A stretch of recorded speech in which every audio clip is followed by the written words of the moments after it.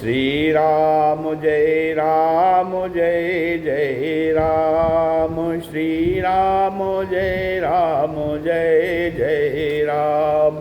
श्री राम जय राम जय जय राम। श्री राम जय राम जय जय राम।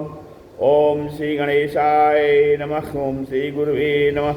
ओम श्री सीतारामचंद्राभ्यां नमः। उमामहेश्वराभ्यां नमः। ओम श्री एकादशमुखी दक्षिणेश्वरां श्री हनुमते नमः।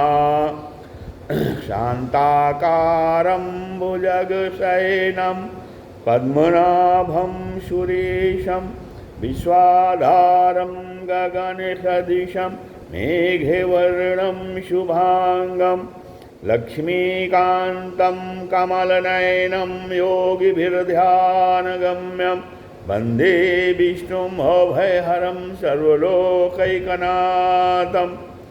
यं ब्रह्मा वरुणेन्द्ररुद्रमरुतः स्तुवन्तु दिव्यैस्तवैः वेदैः साङ्गपदक्रमोपनिषदैर्गायन्ति यं सामगा। ध्यानावस्थितद्गतेन मनसा पश्यन्ति यं योगिनो यस्यान्तं न विदुषुरासुरगणा देवाय तस्मै नमः। नीलाम्बुजश्यामलकोमलाङ्गं सीतासमारोपितवामभागं पाणौ महासायकचारुचापं नमामि रामं रघुवंशनाथं। लोकाभिरामं रणरङ्गधीरं राजीवनेत्रं रघुवंशनाथं। कारुण्यरूपं करुणाकरं तं श्रीरामचन्द्रं शरणं प्रपद्ये। आपदामपहर्तारं दातारं सर्वसम्पदां लोकाभिरामं श्रीरामं भूयो भूयो नमाम्यहम्। वंशी विभूषितकरान्नवनीरदाभात् पीताम्बरादरुणबिम्बफलाधरोष्ठात् पूर्णेन्दुसुन्दरमुखादरविन्दनेत्रात् कृष्णात् परं किमपि तत्त्वमहं न जाने। भवानी शङ्करो वन्दे शुद्धा विश्वासरूपिणो याभ्यां विना न पश्यन्ति सिद्धा स्वान्तस्त्वमीश्वरम्। मूकमनोजवं मारुततुल्यवेगं जितेन्द्रियं बुद्धिमतां वरिष्ठं वातात्मजं वानरयूथमुख्यं श्रीरामदूतं शरणं प्रपद्ये। मूकं करोति वाचालं पङ्गुं लङ्घयति गिरिं यत्कृपातमहं वन्दे परमानन्दमाधवं।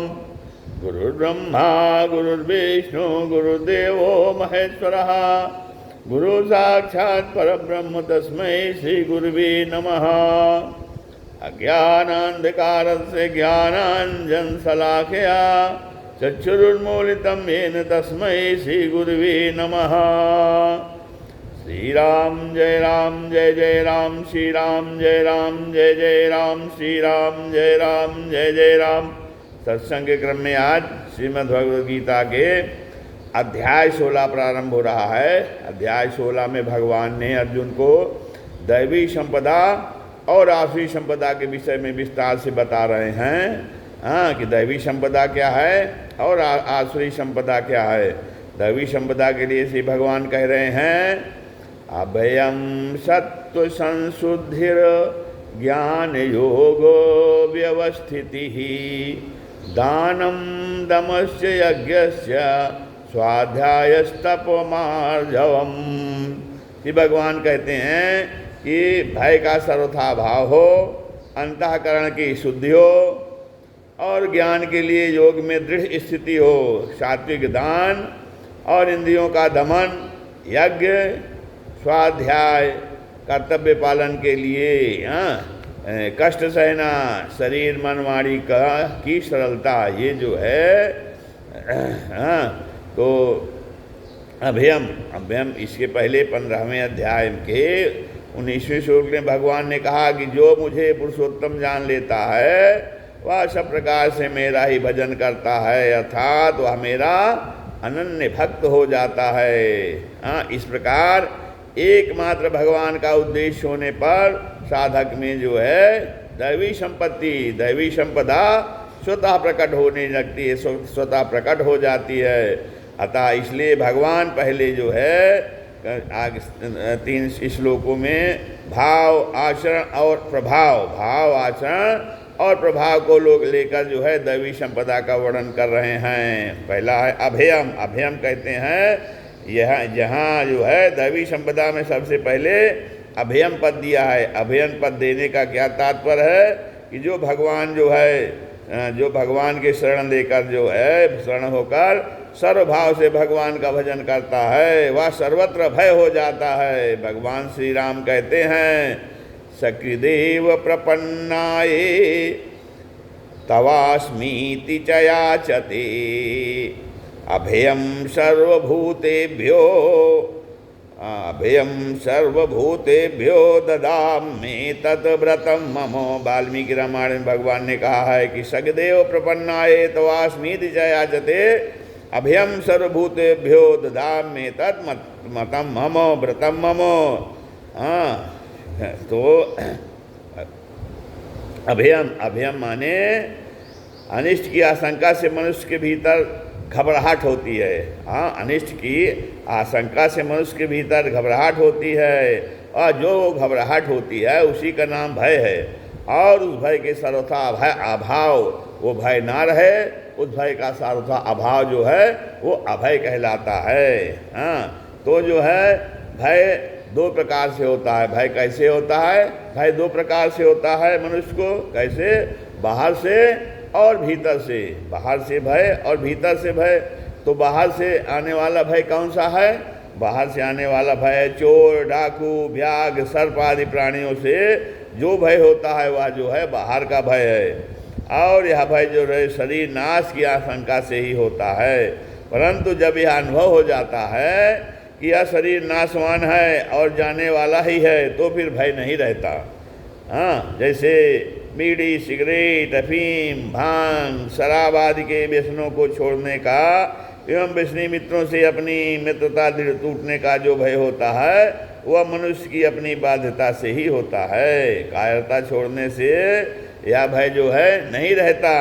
हाँ, आप दूसरा जो है कहते हैं अपने वर्ण आश्रम आदि के अनुसार कर्तव्य पालन यदि किया जाए तो अपने वर्ण आश्रम के अनुसार कर्तव्य पालन करते हुए उसमें भगवान की आज्ञा के विरुद्ध कोई काम ना हो जाए। हाँ, तो हमें विद्या पढ़ने वाले, अच्छी शिक्षा देने वाले आचार्य, गुरु, संत महात्मा, माता पिता आदि के वचनों की आज्ञा की अवहेलना न हो जाए, तो हमारे द्वारा शास्त्र और कुल मर्यादा के विरुद्ध कोई आचरण न बन जाए।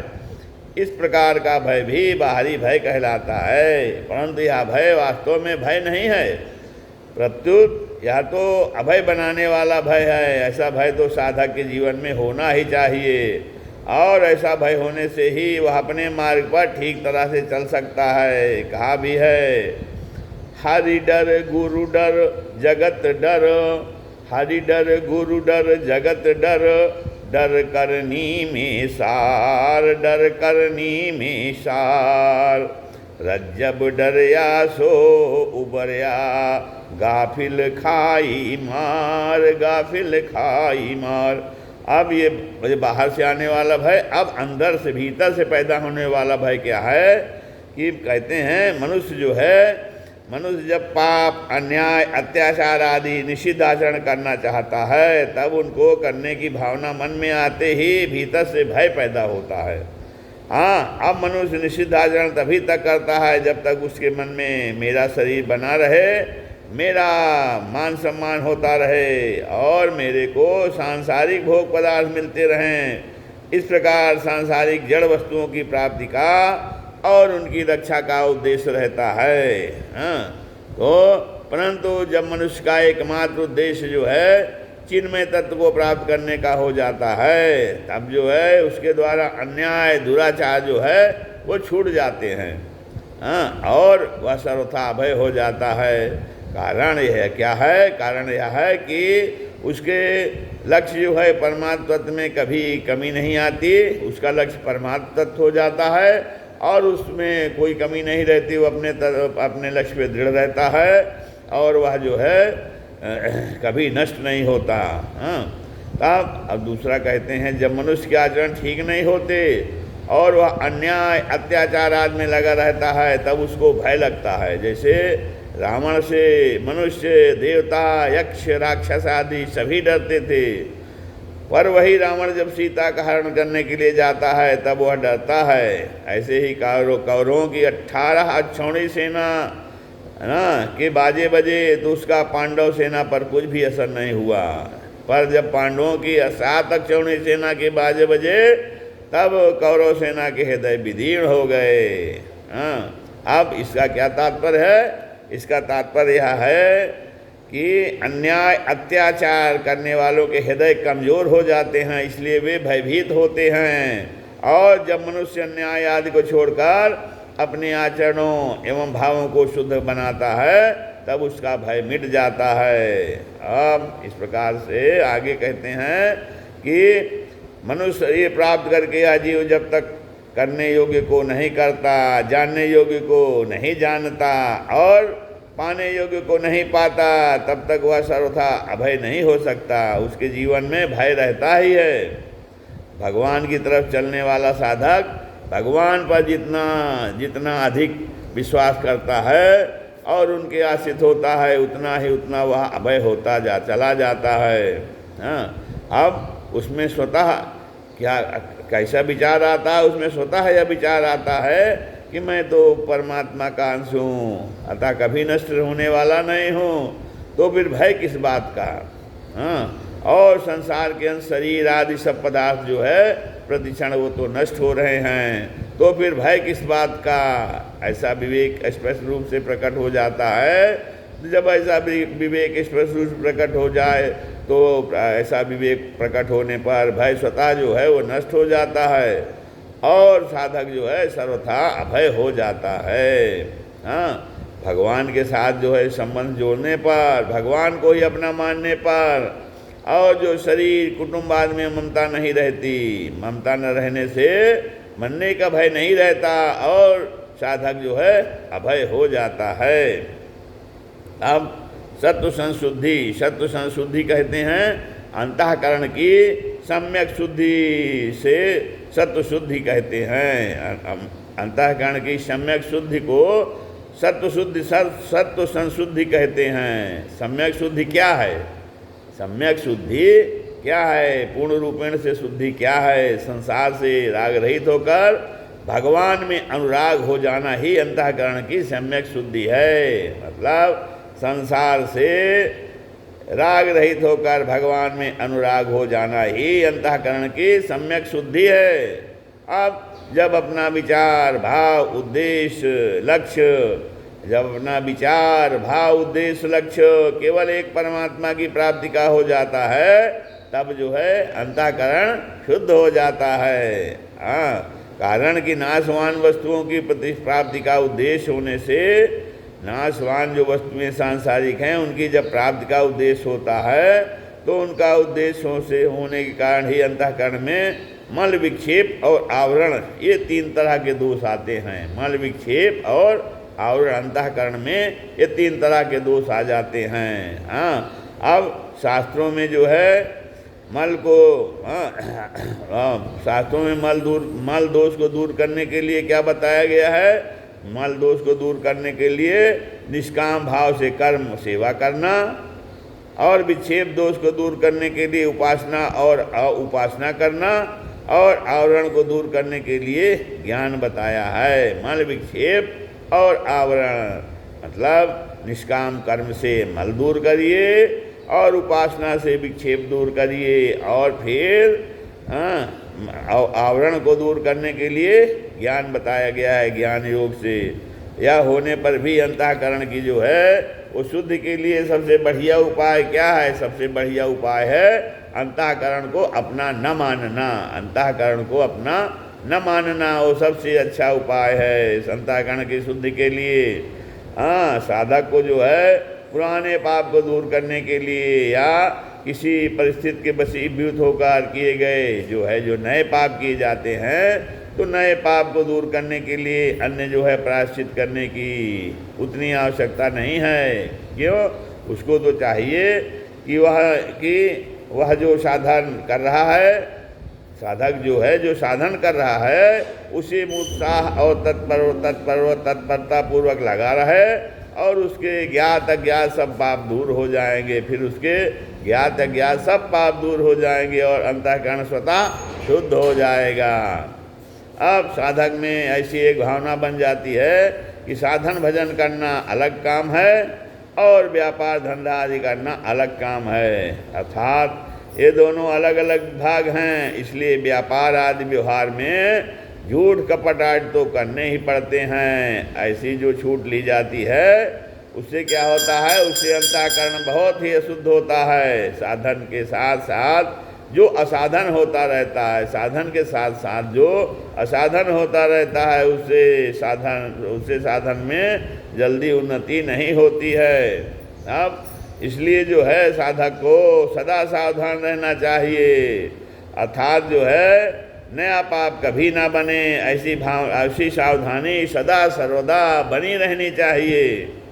अब साधक भूल से किए हुए दुष्कर्मों के अनुसार अपने को दोषी मान लेता है और अपना बुरा करने वाले व्यक्ति को भी दोषी मान लेता है, जिससे उसका अंतःकरण वो अशुद्ध हो जाता है।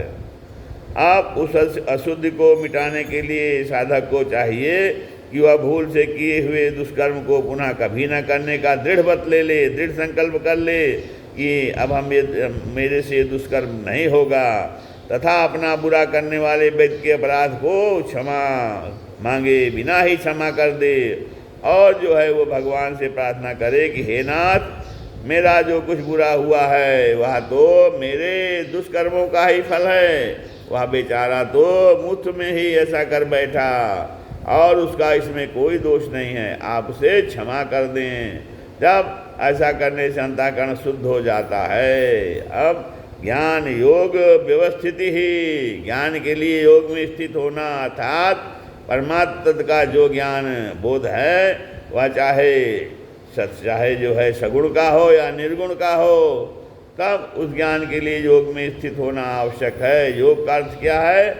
योग का अर्थ है सांसारिक पदार्थों की प्राप्ति अप्राप्ति में, मान अपमान में, निंदा स्तुति में, रोग निरोगता में सम रहना, अर्थात अंतःकरण में हर्ष शोकादि न होगा, निर्विकार रहना, ये योग है।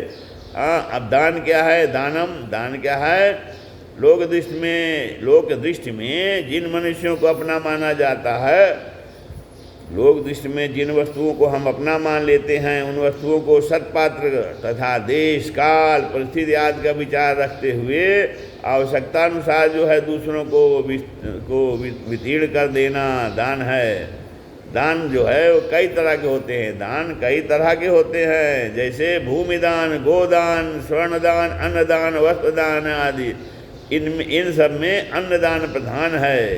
वो भूमिदान, गोदान, स्वर्णदान, अन्नदान, वस्त्रदान आदि। तो अब उस अभयदान के दो भेद होते हैं। इनमें अन्नदान प्रधान है, परंतु इससे भी अभयदान प्रधान अर्थात श्रेष्ठ है। अभयदान सब दानों से श्रेष्ठ है। तो अब अभयदान के क्या दो भेद कौन कौन से हैं कि संसार की आफत से, विघ्नों से, परिस्थितियों से भयभीत हुए कि अपनी शक्ति सामर्थ्य के अनुसार भय रहित करना, उसे आश्वासन देना, उसकी सहायता करना, या अभयदान उसके शरीरादि सांसारिक पदार्थों को लेकर होता है। अब दूसरा क्या कहते हैं कि संसार में फंसे हुए व्यक्ति को जन्म मरण से रहित करने के लिए भगवान की कथा आदि सुनाना, गीता, रामायण, भागवत आदि मंत्र आदि ग्रंथों को और उनके भावों को सरल भाषा में छपवाकर सस्ते दामों में लोगों को देना, अथवा कोई समझना चाहे तो उसको समझाना, जिससे उसका कल्याण हो जाए। ऐसे दान से भगवान बहुत राजी होते हैं, प्रसन्न होते हैं, क्योंकि भगवान ही सब में परिपूर्ण हैं। अतः जितने अधिक जीवों का कल्याण होता है उतने ही अधिक भगवान प्रसन्न होते हैं। यह सर्वश्रेष्ठ अभयदान है। इसमें तो भगवत संबंधी बातें दूसरों को सुनाते समय सम्यक समय जो है, जो साधक वक्ता है, तो साधक वक्ता को यह सावधानी रखना चाहिए कि वह दूसरों की उपेक्षा, अपने में विशेषता न माने, दूसरे की उपेक्षा न करे, और अपने भी विशेषता न माने, प्रत्युत इसमें भगवान की कृपा माने कि भगवान ही श्रोताओं के रूप में आकर मेरा जो है समय सार्थक कर रहे हैं। अब ऊपर जो दान बताए गए हैं, अब जो दान अभी बताए गए, उसके साथ अपना संबंध न जोड़कर साधक ऐसा माने कि अपने पास वस्तु, सामर्थ्य, योग्यता आदि जो कुछ भी है वह सब भगवान ने दूसरों की सेवा करने के लिए मुझे निमित्त बनाकर दी है। इसलिए भगवत प्रीत्यर्थ आवश्यकता अनुसार जिस किसी को जो कुछ दिया जाए वह सब जो है उसी का समझकर उसे देना दान है। तप, अब दम क्या है? इंद्रियों को पूरी तरह वश में करने का नाम दम है। इंद्रियों को पूरी तरह वश में करने का नाम जो है वो दम है। तात्पर्य क्या है? तात्पर्य यह है कि इंद्रियों, अंतःकरण और शरीर से कोई भी प्रवृत्ति जो है शास्त्र निषिद्ध नहीं होनी चाहिए। जो शास्त्र में कहा गया है, इंद्रियों से, अंतःकरण, शरीर से वही प्रवृत्ति होनी चाहिए। और शास्त्र विहित प्रवृत्ति भी अपने स्वार्थ और अभिमान का त्याग करके केवल दूसरों के हित के लिए ही होनी चाहिए। इस प्रकार की प्रवृत्ति से इंद्रिय लोलुपता, आसक्ति और पराधीनता नहीं रहती एवं शरीर और इंद्रियों के बर्ताव शुद्ध और निर्मल होते हैं। अब साधक का उद्देश्य जो है इंद्रियों के दमन का होने से अकर्तव्य में तो उसकी प्रवृत्ति होती ही नहीं, और कर्तव्य में स्वाभाविक प्रवृत्ति होती है, तो उसमें स्वार्थ, अभिमान, आसक्ति, कामना आदि दोष नहीं रहते। और कभी कभी किसी कार्य में कार्यभाव आ भी जाता है तो वह उसका दमन करता चला जाता है, जिससे अशुद्धि मिटती जाती है और शुद्धि होती चली जाती है, और आगे चलकर उसका दम अर्थात इंद्रिय संयम सिद्ध हो जाता है। यज्ञ क्या है? यज्ञ शब्द का अर्थ आहुत देना होता है। अतः अपने वर्णाश्रम के अनुसार होम, बलि, वैश्वदेव आदि यज्ञ आदि करना वो यज्ञ है। इसके जो है सिवाय गीता की दृष्टि में अपने वर्ण, आश्रम, परिस्थिति आदि के अनुसार जिस किसी स्थान में जो कर्तव्य प्राप्त हो जाए, जिस किसी भी समय जो कर्तव्य प्राप्त हो जाए, उसको जो है स्वार्थ और अभिमान का त्याग करके दूसरों के लिए दूसरों के हित की भावना से या भगवत प्रीत्यर्थ करना वो भी यज्ञ है। अब इसके अतिरिक्त जो है जीविका संबंधी व्यापार, खेती आदि तथा शरीर निर्वाह संबंधी खाना पीना, चलना फिरना, सोना जागना, देना लेना आदि सभी क्रियाएं भगवत प्रीत्यर्थ करना यज्ञ है। ऐसे ही माता पिता, आचार्य, गुरुजन आदि की आज्ञा का पालन करना, उनकी सेवा करना, उनको मन, वाणी, तन और धन से सुख पहुँचाना और उनकी प्रसन्नता प्राप्त करना, और गौ ब्राह्मण देवता परमात्मा आदि का पूजन करना, सत्कार करना, ये सभी जो है वो यज्ञ है। अब स्वाध्याय का होता है कि अपने ध्येय को सिद्धि के लिए भगवान नाम का जप और गीता, भागवत, रामायण, महाभारत आदि के पठन पाठन का नाम जो है वो स्वाध्याय है। वास्तव में तो स्वस्य अध्ययनम माने स्वाध्याय के अनुसार अपनी वृत्तियों का, अपनी स्थिति का ठीक तरह से अध्ययन करना ही स्वाध्याय है। इसमें भी साधक को न तो अपनी इस वृत्तियों से अपनी स्थिति की कसौटी लगानी है और न वृत्तियों के अधीन अपनी स्थिति माननी है।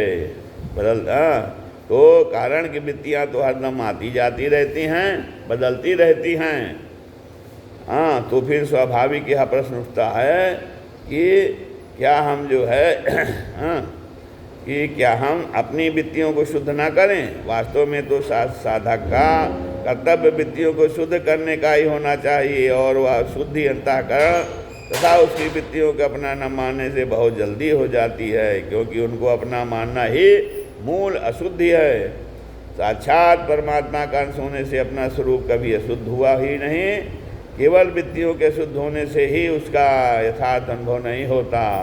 अब तप क्या है? तपह तप, भूख प्यास, सर्दी गर्मी वर्षा आदि सहना भी एक तप है, पर इस तप में भूख प्यास आदि को जानकर सहते हैं। वास्तव में साधन करते हुए जो है अपना अथवा जीवन निर्वाह करते हुए देश काल परिस्थिति आदि को लेकर जो कष्ट आफत विघ्न आदि आते हैं उनको प्रसन्नतापूर्वक सहना ही तप है, क्योंकि इस तप में पहले किए गए पापों का नाश होता है और सहने की एक नई शक्ति, एक नया बल प्राप्त होता है। सहने वाले में सहने की एक नई शक्ति, एक नया बल आता है।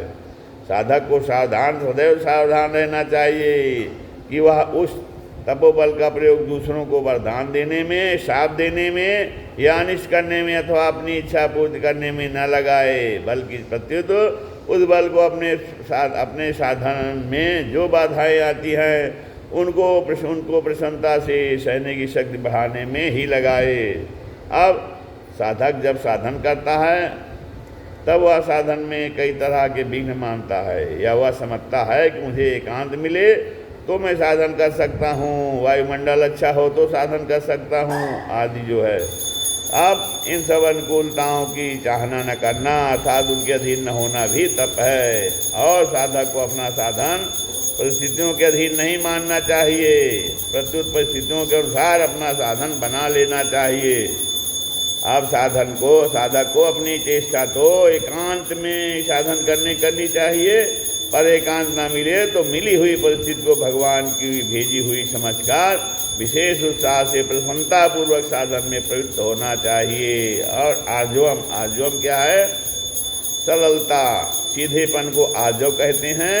यह सरलता साधक का विशेष गुण है। यदि साधक यह चाहता है दूसरे लोग मुझे अच्छा समझें, मेरा व्यवहार ठीक नहीं होगा तो लोग मुझे बढ़िया नहीं मानेंगे, इसलिए मुझे सरलता से रहना चाहिए, तो यह एक प्रकार का कपट ही है। इससे साधन में बनावटी बनाता है, जबकि साधक में सीधा सरल भाव होना चाहिए।